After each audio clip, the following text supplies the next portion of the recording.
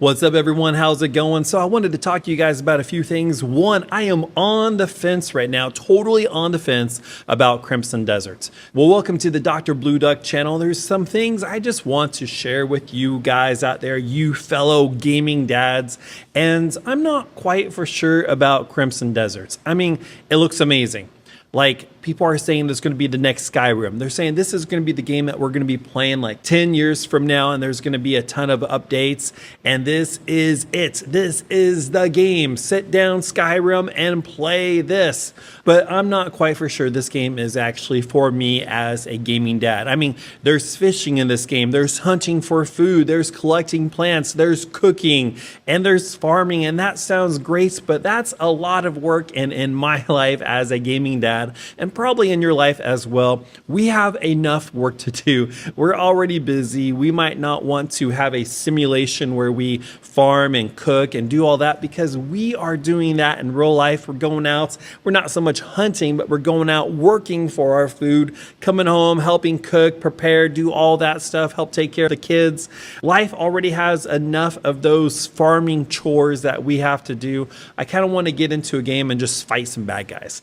I kind of want to kill some zombies. I want to destroy some monsters. You guys know what I mean? And some sort of fantasy world that is different than this world right here. If you are with me, let me know, fellow gaming dads, in the comments below. Some people are talking about the difficulty of this game as well. Now, me personally, I don't have a whole lot of time to game, even though I love gaming. So I don't like games that are like Souls-like games. I don't like games where I'm just going to have to like put hours and hours and hours into learning every little micro move to defeat some boss. I want to get in there with my free 30 minutes that I get per day, or that I have per day, and get in there and just have some fun, relax, recharge. So when I'm done taking a break and I go back into the living room with my family, I am just recharged and that much of a better dad. Some people are comparing this to games like Breath of the Wild or Tears of the Kingdom in terms of difficulty, and some people are like, hey, that's great, but honestly, for me, that kind of scares me, because I still have not beaten Breath of the Wild and I have not beaten Tears of the Kingdom, because they are kind of difficult for me and they are very time consuming. I mean, I know there's going to be some boss fights in this game, but hopefully it's one of those games where you can just kind of hold off on the boss fights, build up your character, get good armor, get good weapons, and when you come back to the boss fight, it's a little bit easier. That's what I'm hoping for. And man, for $70, I just don't know. I just don't know if I'm going to buy Crimson Desert. I might hold off for a little while and just see. And is it going to be Steam Deck verified? Now, I'm going to be playing this on my RTX 5070, or I don't know, maybe I'll play it on my PlayStation 5 Pro. I mean, they do have the upscaling there. I'm not quite for sure. It's like, do I want to play this on the living room TV with my kids watching? I don't really think it's an appropriate game for that. Or should I be playing this in my gaming studio / office on my gaming PC? So anyway, speaking about my gaming PC, I had kind of like a crazy Friday night, because late Friday night I decided to finally update my gaming PC with 16 gigs of RAM, giving it a total of 32, and then adding another 1 terabyte hard drive to my gaming PC. Now, you might be thinking that's super easy, and for me, it's kind of difficult, because I did not grow up building my own gaming PCs. I was more of a console player. So getting a gaming PC is still kind of a new thing for me. So this is what happened. Friday nights, the kids are going to bed. I decided to start this project a little bit late, a little bit tired. But when I began this project, I could not find where to put the 1 terabyte hard drive. I mean, I have one already in there. I'm looking around. I'm looking up some things online, and it says that oftentimes it is hidden behind the GPU. So I have the RTX 5070. I'm like, okay, I have to pull this thing out, undo some screws, pull it out. And it's not super hard to do, but when you're pulling out a GPU, you're like, man, if I just twist a little bit this way or a little bit too much this way, I'm going to break it and destroy my gaming PC. So it was stressful. Not hard, but stressful. I pulled it out, I looked there, and no, nothing. No extra slot for another SSD. So I put it back in there nice and gently, and then called my buddy who is an IT guy at another high school here. A good buddy of mine plays Fortnite with us sometimes on Thursday nights. And he was like, bro, send me a picture of it. I sent him a picture of everything, and he's like, it's hard to see, but it is actually not behind the GPU, but underneath the GPU, kind of hidden away. and I installed that and then installed the other RAM. Now this RAM is light up RAM because that's the RAM that came with my gaming PC. I had 16 gigs of light up RAM, so I wanted the other one to match. So you think that would be easy. They say you just pop it in. You do have to kind of push kind of hard. I was kind of scared to push that RAM in there super hard, but you push it in there, kind of hear a little click, clamp the sides, and you think you're good to go. But no, then you have to download different software for that RAM that's different than the other RAM to make them in sync. So I got them in sync, but then when I turned off my gaming PC and turned it back on, they kind of went out of sync. So I had to play around with the configurations to eventually get it to work. And Sunday nights, I finally had it working where I would turn the gaming PC on, the RAM lights up, it's the same color, I turn it in rest mode or turn it off, and it goes off completely like it's supposed to instead of having the RAM stay on when it's in rest mode. So it was a lot, and I got it done. So then I decided to try out some games that I normally haven't played that much since I'm kind of new to having a gaming PC. One of those is Star Wars: The Old Republic. I know it's an older game, but I've always kind of wanted to try it. I have a gaming PC now. Last night, I downloaded it onto my gaming PC, made a character, tried it out, and I just have to say, it might be a great game. It might have been a great game, but for me, it is just dated. It just looks dated at this point in 2026. So I played around with it for a little bit, deleted it. Then I decided to do this. I know this is wild.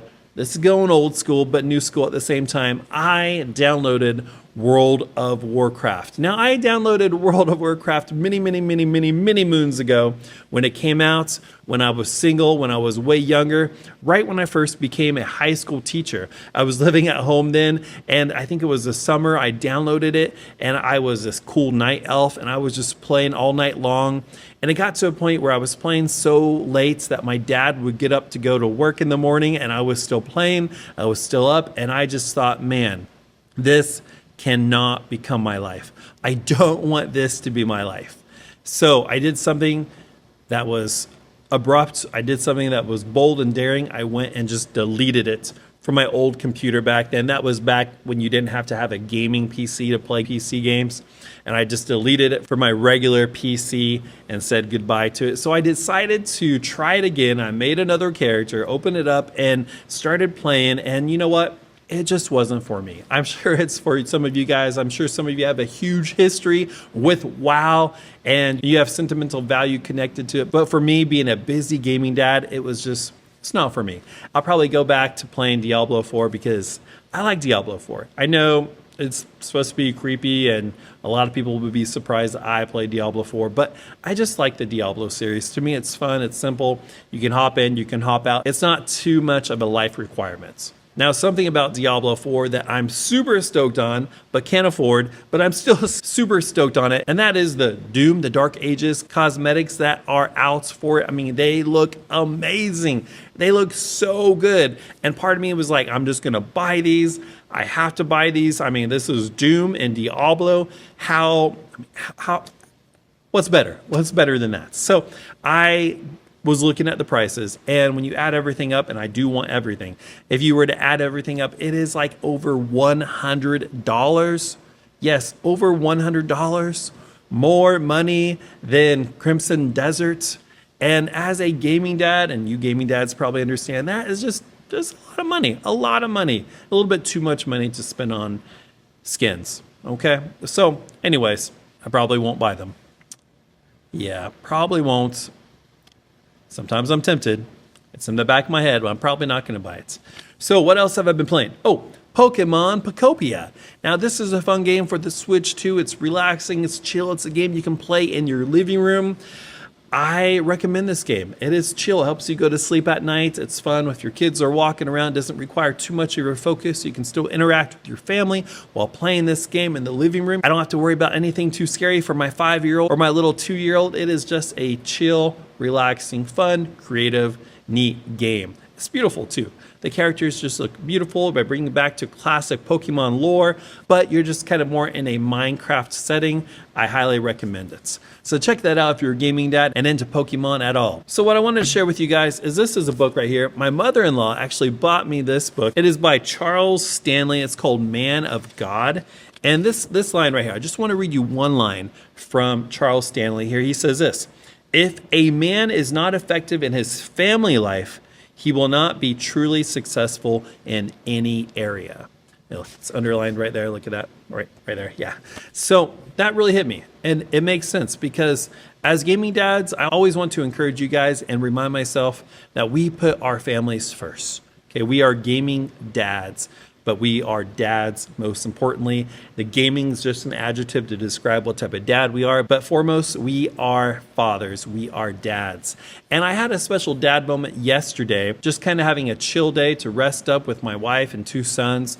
We turned on the movie Hook. You guys remember the old movie Hook? I'm gonna give some spoilers here, so be prepared. If you haven't ever seen Hook, which kind of came out in like 1991, so you've probably seen it, but if you haven't, go ahead and stop this right now. But spoiler in Hook, Rufio, one of the lost boys, he is actually killed by Captain Hook.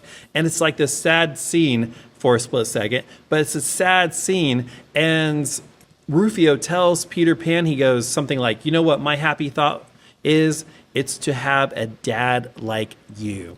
And it just really made me think and just kind of reflect that it is so important being a dad. We have so many greats out in this world. We have great basketball players. We have great esport pros. We have great musicians. We have great artists. We have great entrepreneurs. We have great YouTubers and content creators. But you know, one thing that we don't have enough greats of, that's dads. We don't have enough great dads in this world. Luckily, I was so fortunate to have had and still have an amazing dad, a great dad, but we just don't have enough great dads in this society though.